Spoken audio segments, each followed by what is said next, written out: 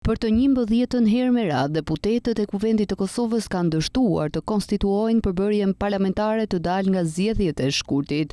Ligjbërësit refuzuan për të tretën herë rjeshtje të formojnë një komision për votimin e fshehtë për kreun e ri të organit ligjvënës. Në vazhdimin e seancës konsultive, Partia Demokratike e Kosovës, Lidhja Demokratike e Kosovës, Aleanca për Ardhmërinë e Kosovës dhe Lista Serbe kanë refuzuar sërish që të propozojnë një përfaqësues i cili do të siguronte mbarvajtjen e votimit të fshehtë. Deputetët e partive që në legjislaturën e kaluar ishin në opozit bëjnë me dije se është jo kushtetuese mënyra se si lëvizja vetvendosje po tenton që kryeparlamentari të votohet përmes formës së fshehtë. Kreu i Aleancës për Ardhmërinë e Kosovës, Ramush Haradinaj, ka paralajmëruar se deputetët mund t'i drejtohen gjykatës kushtetuese. Deri më tani deputetët kanë kaluar vetëm 2 pika të agjendës së seancës konsultive: raportin e Komisionit të Përkohshëm për verifikimin e mandateve dhe atë të betimit të deputetëve.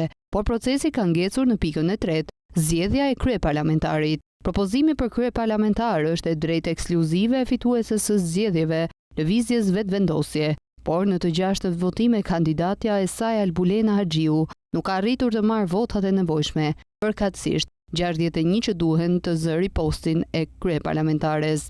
Para përpjekjes së 9 për konstituimin e Kuvendit në 1 maj, kreu i lëvizjes vetvendosje Albin Kurti ftoi në takim udhëheqësin e Partisë Demokratike të Kosovës dhe Lëvizjes Demokratike të Kosovës. Kreu i PDK-s pranoi ftesën, por pas takimit ai nuk njoftoi për një ujdi se si do të shkohet përpara. Partitë që po kundërshtojnë emrin Haxhiut për kryeparlamentare i kanë kërkuar lëvizjes vetvendosje të ndryshojë propozimin për postin në mënyrë që procesi të zhbllokohet.